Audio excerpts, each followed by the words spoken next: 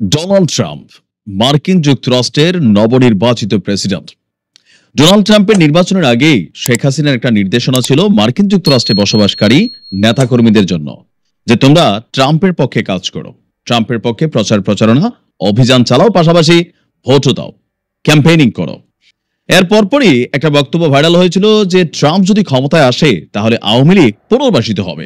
আর সবাইকে অবাক করে দিয়ে নির্বাচনের ঠিক 2 দিন আগে ডোনাল্ড ট্রাম্পের একটা টুইটকে কেন্দ্র করে বাংলাদেশের তোলপাড় হয়ে গেছে আপনাদের খেয়াল থাকার কথা, হিন্দি কমিউনিটি এবং বর্তমান সরকারের যে সিচুয়েশন সেটাকে কেন্দ্র করে। এরপরেই ডোনাল্ড ট্রাম্প ইতিহাসের ভূমিধস বিজয় পেয়েছেন। তো তার ক্ষমতায় আসার পর গেল 2 থেকে 3 দিন যাবত একটা ভিডিও খুবই ভাইরাল যে শেখ হাসিনাকে ডোনাল্ড ট্রাম্পের একটা বক্তব্য এরকম যে আমি মনে করি শেখ হাসিনাই বাংলাদেশের প্রধানমন্ত্রী।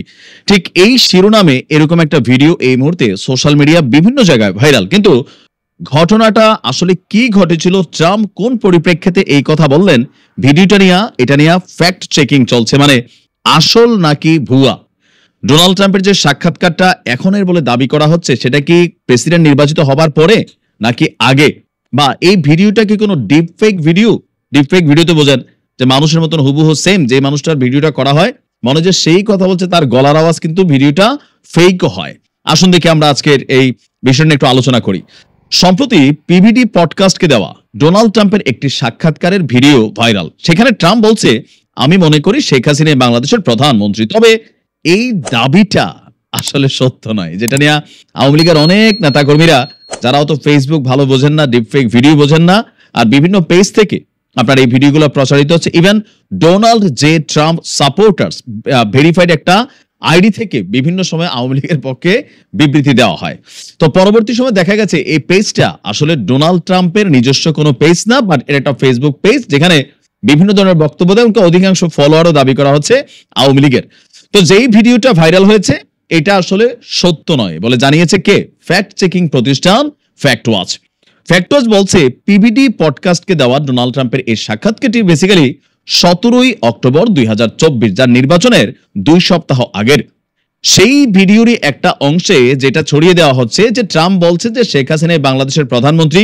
বেসিক্যালি পিবিডি পডকাস্টকে দেওয়া মূল সাক্ষাৎকার যেটা ছিল সেই সাক্ষাৎকারে ডোনাল্ড ট্রাম্প আসলে এমন কোনো কথাই বলেননি। তার মানে বিষয়টা ডিপ ফেক টাইপের একটা ভিডিও। তো সেখানে তিনি কি নিয়ে কথা বলেছিলেন? বাংলাদেশ বা শেখ হাসিনার সাথে কোনো কথা বলেছেন না।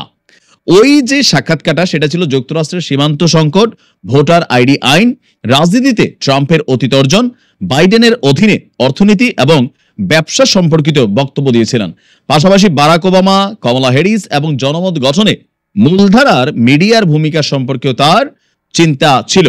পিবিডি পডকাস্ট হচ্ছে ব্যবসা, বর্তমান ঘটনা, রাজনীতি, খেলাধুলা সম্পর্কিত একটি আলোচনা অনুষ্ঠান যার হোস্ট হচ্ছেন প্যাট্রিক ব্যাট হেভিট। আর এটা নিয়েই আপনার ইউটিউব এবং ইনস্টাগ্রাম থেকে নানান ধরনের বক্তব্য চলে আসছে। তার মানে আমরা যেই বক্তব্যগুলো দেখছি বা যারা আশায় বুক পাচ্ছেন ডোনাল্ড ট্রাম্প ঘোষণা দিয়ে দিছে রে শেখ হাসিনা বাংলাদেশের প্রধানমন্ত্রী, তার মানে রাষ্ট্র ক্ষমতায় বৈশায় তিনি আওয়ামী লীগকে পুনর্বাসিত করবে, বর্তমান সরকারকে উৎখাত করবে, এই বক্তব্য বা ভিডিওগুলো টোটালি অসত্য।